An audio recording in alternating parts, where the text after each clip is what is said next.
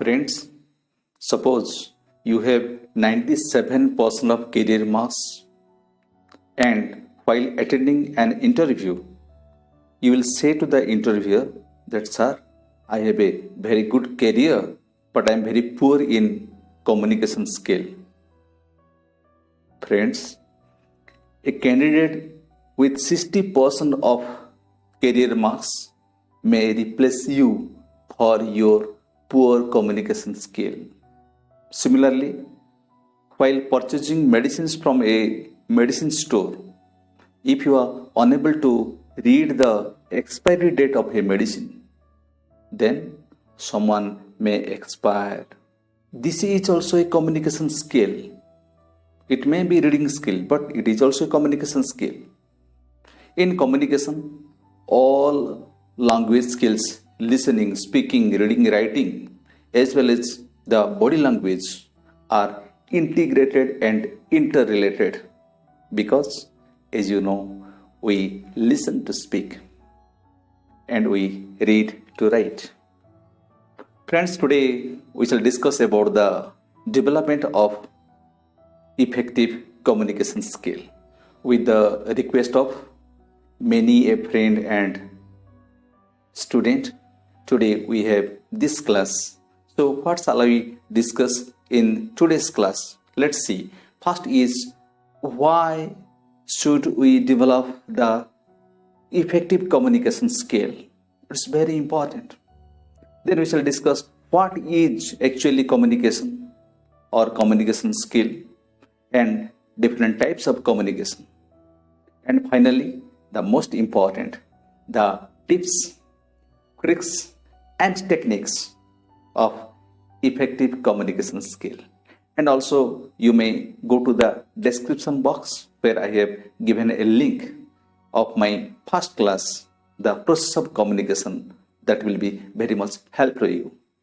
Friends, stay tuned till the end of the class to develop your effective communication skill.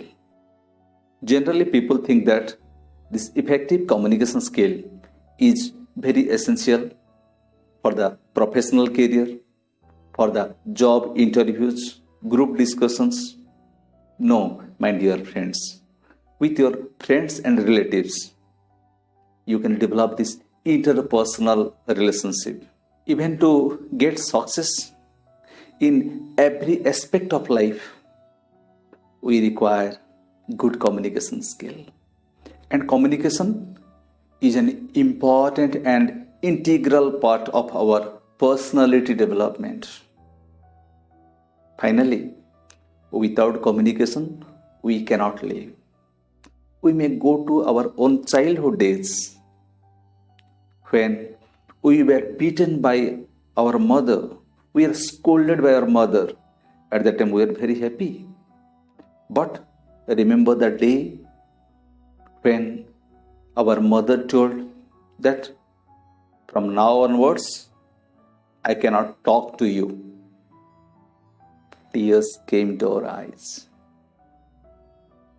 Why this collaboration, my dear children?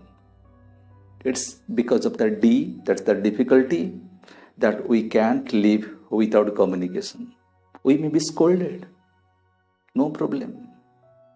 We may be beaten, no problem.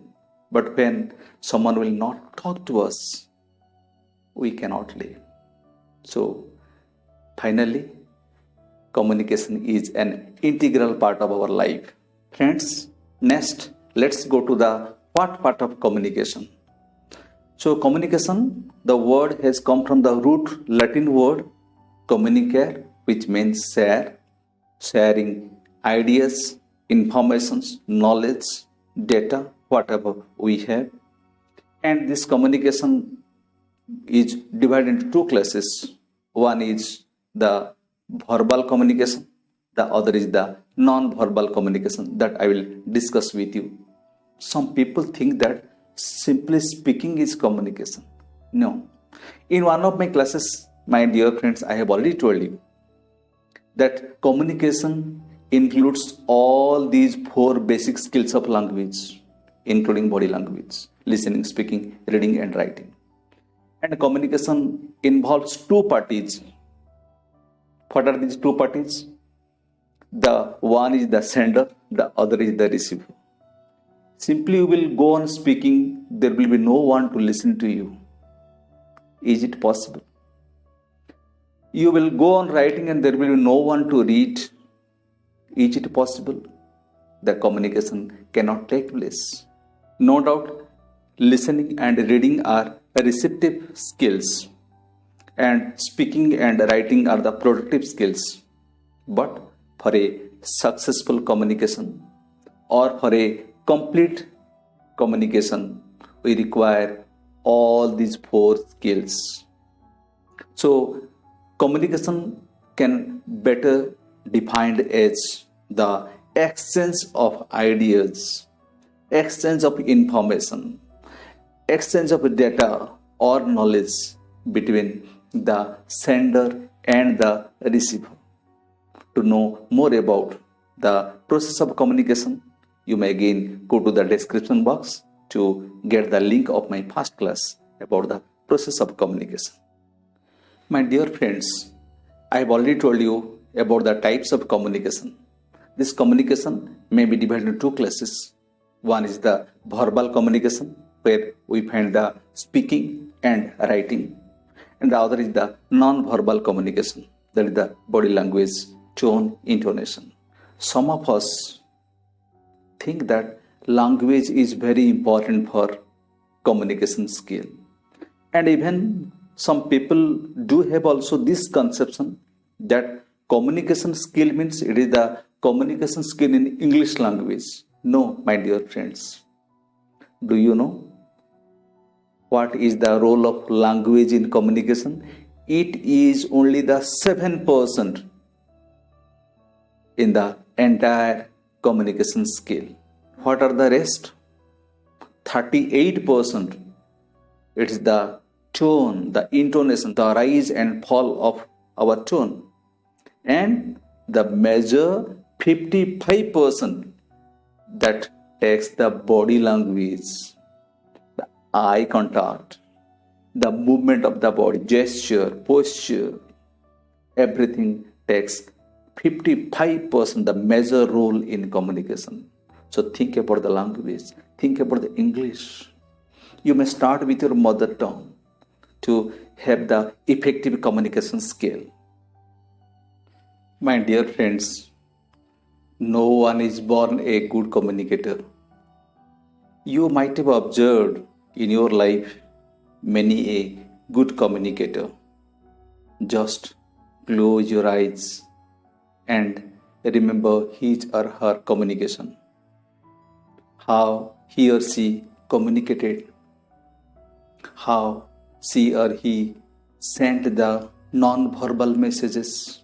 Now, you may open your eyes and think about the tricks and techniques he or she adopted to attract the audience, to attract the spectators. This is the best way to develop our own communication skill by observing good communicators. Remember one thing, my dear friends, there is no substitute to hard work. Communication works for those who work at it. No doubt we speak and write to communicate ourselves, but today in our class we shall discuss only the tips, tricks and techniques of our communication skill in speaking. You may also go to the description where the link is provided for the development of writing skill. In our class today, we shall discuss only some important tips and techniques of the communication skill in speaking that will be very much effective. In my earlier classes, my dear friends, I have already told you that the Mahamantra of speaking skill is what we listen, that we speak. Try to listen as much as you can. You know, the best communicators are the best listeners. So listen with patience, without judgment. Be an active listener. Do you know there is a Turkish proverb? If speaking is silver, listening is golden. Some people think that to be a good communicator, we have to speak high sounding words, bombastic words, high fi language that no one can understand. But our prime purpose is to communicate or share. Be simple and straightforward and make sure that you are understood by the audience, by the spectators, by the receivers. Friends, body language and the rise and fall of tone play a major role of 93% of the whole communication system. So, please observe good communicators, how they communicate, not what they communicate. Try to focus on the how part, how they move the different parts of the body, how they raise their voice and fall their voice. I have also prepared a video on the development of body language specially. You may also watch the same video. The link is already given in the description. And there is a saying, looking to London and talking to Tokyo. You will be talking to someone but not looking to that person. Friends, when there is one-to-one conversation, one-to-one talk, it is generally told that 80% of time you must have eye contact with that person to whom you are talking to, you are speaking to. And 20% of time you may look around the person. And while talking to the public, in a public platform, in public speaking, as I always tell you, my dear friends, that you should look to everyone and you should not look at anyone. Generalize. Look at everyone, not particularly to a particular person. Your eyes, they attract the attention of the receivers, the audience, the public.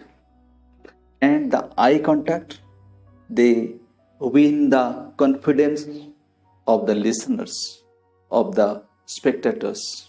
Also, as you know, having eye contact is also a token of respect to the person who is listening to us.